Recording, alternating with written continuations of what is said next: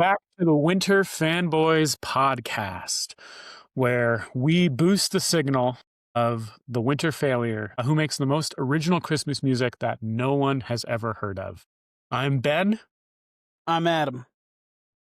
and we're so happy to have you here with us. Adam, it's great to be back, and we've got a great song to kick us off with.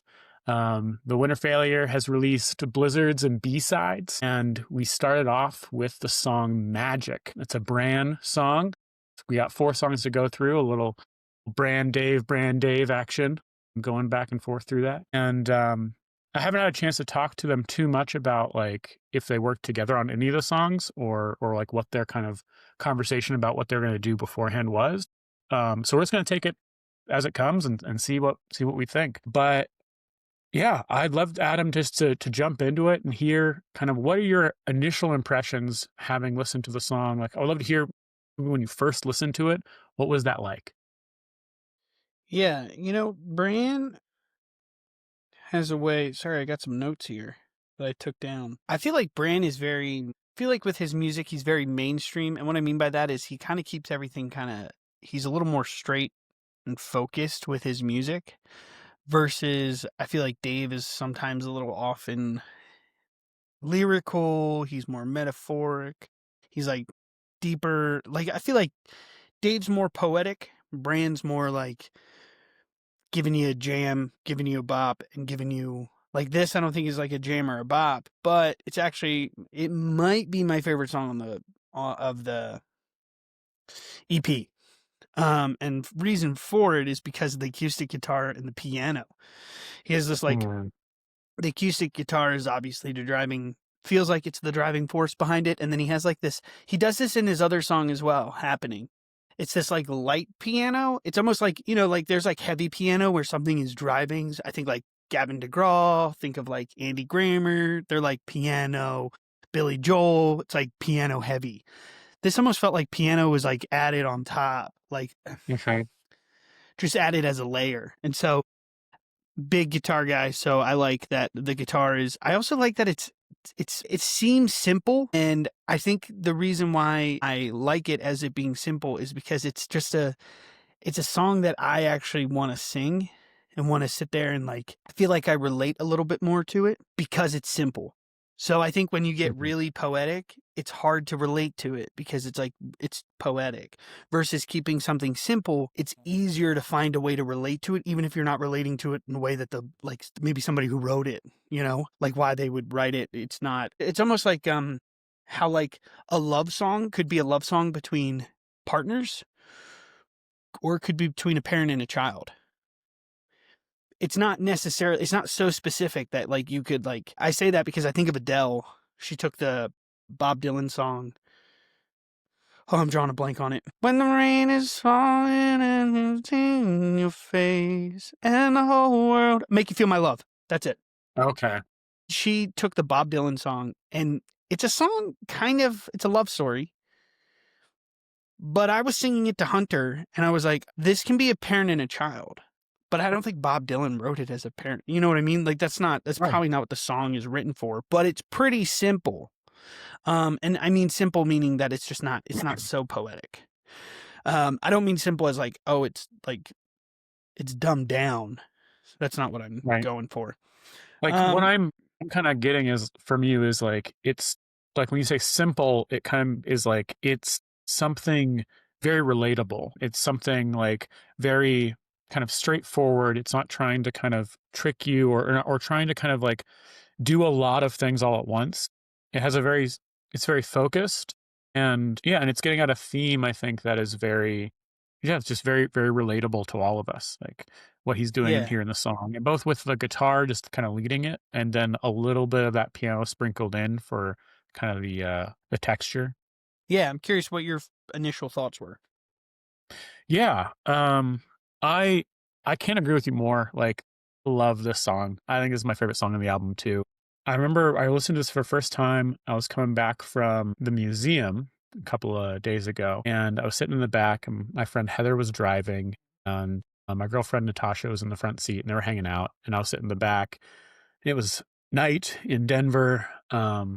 we had just hung out and like built a bunch of Legos at the museum at night, which was cool. And it had kind of like rained a little bit, and the windshield had like rain droplets still on it. And as we were driving past, we had like Christmas lights on the city, trees wrapped in Christmas lights, and then there was just kind of like the light of this, like the street lights coming through and shining down to the car. And I was listening to the song, and like I felt really melancholic while listening to it, and was reflecting on how another year has gone by, and we're at Christmas again. And in our intro, we talked a little bit about like the year that you've gone through of losing your dad to cancer and also having your son be born, and just like the emotional roller coaster of that, like the immense highs and the immense lows, and like the challenge of going through another trip around the sun and coming back to the same place. And I think that's one thing that happens with us at Christmas specifically. Like for some reason, this time of year, I feel like more so than any other time of year, like people think about where they were last year and like what it was like and years previous. You know, there's just strong memories, I think, around Christmas. And so when Brandon's talking like the magic of Christmas, I was sitting there in the back of the car and I was like, I don't really feel all that connected to like Christmas is past right now. Like I feel so normal right, or like I don't know, just like not all that connected. It doesn't feel special, you know? I wasn't really feeling a lot of that magic. And so the melancholy in the song was really kind of like getting to me. But as I was singing, or as I was listening to it, like there's this funny thing that happens with good art, I guess. Like it does things to us. And I was listening to the song, like it, and listening to Bran get up to the chorus where he started to talk about like everything is going to be all right. I started to like feel a little more of that. I don't know, maybe just feel a little more, you know, not be as kind of closed off to the season or the memories of the past. And I don't know. You hit me in the intro with a question of like, well, how's this year been and all that, and I kind of didn't know how to field it because I wasn't sure how real we wanted to get. and then you launched straight into it. You're being like, and here's my life, and I was like, oh, we're gonna be real. So all right, yeah, let's be real. um, so like last year when we were recording these, like man, it was hard. It was tough. Like last year was a rough year, and I felt the scars of it throughout this whole year. Um, and have like really struggled with like pretty depressive thoughts and feeling disconnected and really kind of wondering like where my life is going and all of that. Um, and and there's something about this song that's like warm and it's got that driving little guitar going and a little bit of piano and like it's like my Christmas intro song. It's like this song is like, all right, like let's come back into Christmas. Like Mm. let's acknowledge some real things. Let's acknowledge that like it's hard. And sometimes it feels like that magic is gone. Sometimes it feels like whatever life does to us just eventually grinds us down and numbs us to like being able to experience it. It's too much, it's too hard or whatever. And we need things like this. And we need like time with people we care about to kind of help thaw our hearts. The little Grinch story needs to happen every year as you get older, I guess. Or for me, I don't know. And so Brand singing like everything is gonna be all right. Everything is gonna be all right. The magic never goes away. Like that little bit of encouragement, I feel like is exactly what I kind of needed to hear while I was listening to it. So that's kind of my initial impressions on the song. I'm really grateful for it. I think Brand he often kicks off the albums, and man, he knocks it out of the park in this one, and it's in a different way. Like he's done bops before, like you've talked about. This isn't a bop. This isn't like fun and groovy. This is intimate in a certain way and good.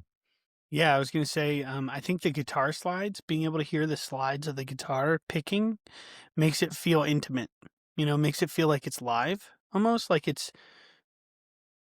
Sometimes hearing those, people cut them out of songs because it kind of muddles. You know, it can muddy it a little bit. But to me, Yeah. that it feels live and intimate, and it feels like it's personal. You know, you talked about the "everything is all right" part, Mhm. and that's one of the things my dad told me when we knew that his time was probably coming. And, Right. yeah. Sorry, give me a minute. But Yeah, it's man, it's a okay. yeah. It reminds me of a dad. Not you said warm, and I can't help but think of my dad and how warm he was as a dad. And so to hear that, I just listened to it again before and hear that everything is going to be all right part reminds me of my dad saying that when we know what is to come, and he knew what was coming. Yeah, And um my dad never stopped being a dad. And uh he was being a dad in that moment. And it absolutely. reminds me of this song is like being a dad as well, talking to his son. And it reminds me of like talking to Hunter, who, we just went and saw Santa Claus with him. And it reminds me of a dad talking to his son in many layers, right? My dad is older, talking to his son who's older, right? Not a child, and talking about how everything's going to be all right. And then I'm talking to my son who doesn't speak English. He just yells at me and he giggles, and it's super cute. And he's gotten into this today. As of today, he's gotten into this high pitched little laugh that he does. And I'm like, that's new. And it's like when he's upset, I tell him everything is going to be all right. And I tell him that it's okay, that I'm here. And it's like a reminder. That's not what this song is about, right? The song is about losing the magic of Christmas and Christmas bringing it back. Hmm. And I think that you were on to something as well. Another thing, like I said, this podcast is going to be a lot about my dad and me being a Yeah. dad. Um, my mom, I guess at some point before I was born, she used to set up the video camera. We were going through this. I was going through this with my dad earlier in the beginning, like in the winter. We started going through and digitizing home movies. And so we would sit and watch there. Apparently, my mom would set up the video camera. This was a massive video camera. Like you'd have the VHS in it. It's like huge. It's got a And tripod, it has a you know. tripod. You have to set it up. And she would set it up and it would be set up for all of Christmas morning. That's Yeah. forever. You like scroll through and you're like, it's 90 minutes of Christmas morning. And Uh-huh. in that time, she would basically then be like, we're going to send these to my grandparents. My mom's parents lived in Florida. They were snowbirds, right? Winter came, they went down. And she would say that she's going to send the tapes. I actually asked her, I was like, did you ever send VHS? Like, did you stick it in the mail and send it to them? That seems weird. That just seems weird to do that, but Right. maybe they did. I was like, um, Did and she ever send them? I don't, I don't know. She couldn't answer the Okay. question of whether or not she did or did not send them. She was like, I'm not sure. She was like, I feel like I did. So that was the point of the video camera was right. There's a lot of footage of Christmas, right? That's like the big time families there. And it's just my dad. And there's this special moment where it's my dad and my two sisters. This was before I was born. This was right after my middle sister was born. She was born in November. So she's a month and a half. And I'm watching my dad interact with my older sister, who's like 3.5. And it brings me to tears watching him and how much she's excited for Christmas, but then watching the two of them just bond together. It's almost like you shouldn't be watching it because you're like, they just like left the camera on and it's watching my It's dad. like almost too intimate in a certain Yeah, it's way. like Like you intimate. feel awkward being there. And it reminds me of this song because the song is about the magic of Christmas, right? And there's something magical about it being about relationships. It's not about the toys. Like I don't know what it was, but my dad put something on his eye. Is like it was almost like you could take the spoons and put them on your eye and run around, Yeah. and it's like but it wasn't a spoon. It was like some little thing he put on his eyes and was acting goofy with my sister. And they were big into Wizard of Oz at the time. I don't know, my sister was. And so he would put a hat on either my middle sister, and she's like an infant, and he's like, I'm melting. And so it's just this like loving moment of like what the magic of Christmas is. It wasn't about the toys. My sister opened the toys and played with them. That's cool. But then it was like watching this bond between father and daughters where my mom left the camera on. It was just like, I'm going to Yeah. record this 90-minute video and send it to her parents. So yeah, that's what that reminded me of, and I think that's why I think this song. That's why I really like this song. Is that it takes me back to that. It takes me back to. There's also more footage of me when I joined the family and us at Christmas time and how special Christmas was. And obviously, as we gotten older, it doesn't. You kind of lose that. But we went and stood in line, Macy's. They were like, "It's 30 minutes." It wasn't. It was an hour and a half. But they were like, "It's going to take you 30 minutes." No, it didn't. And I was like, I would never stand in line at Macy's for like Brie and I to go get a photo with Santa. But like to get Hunter there and for Hunter to watch and see Santa, I was like, I'll You're stand in like line for 6 bringing hours. snacks. You're I like was like, we're going to bringing, camp. I brought a tent. yeah. And so, I got my yeah, there's something different about it being for kids and Yeah. watching that. And, I told Brie afterwards, I said, we were like looking at buying photos and I said, we're only going to do this for like, he's going to lose that. Like this is only going to be temporarily, right? There's going to come a time where he's not going to do this anymore. He's not going to want to be 15 sitting on Santa's lap. That's going to be weird. So I was like, we're only going to do this for a short, let's enjoy these moments. And if anything, that was one of the biggest things my dad told me. He knew we were pregnant, right? We had told him on Christmas Day last year. And his big advice to me was spend as much time with your kids.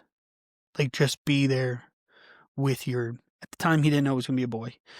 He said, just be there with your children or child if we only have one. But yeah. And so I'm like more than happy to camp and sit out there with him. And he's like, not going to remember this. He's going to look at that photo and he looks like this, getting his picture with Santa. But can I share with you something I've been thinking about for a while when it comes to stuff like this? Like you mentioned a couple of times saying like, he's not going to remember this. And that's right. Like, I don't remember anything from when I was 1 year old or 0 or whatever. But I think like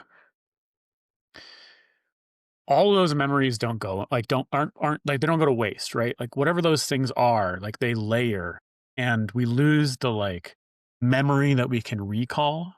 But there's like the experiences that we have get kind of packed down into us and shape us and become kind of the like, my dad's a geologist, right? So I got to think about this in geology terms in a way. Like it's like the strata, like the layers of the earth, underneath us. And like you're living up on the top where everything's growing and there's sky and everything, but you're standing on top of all these different layers.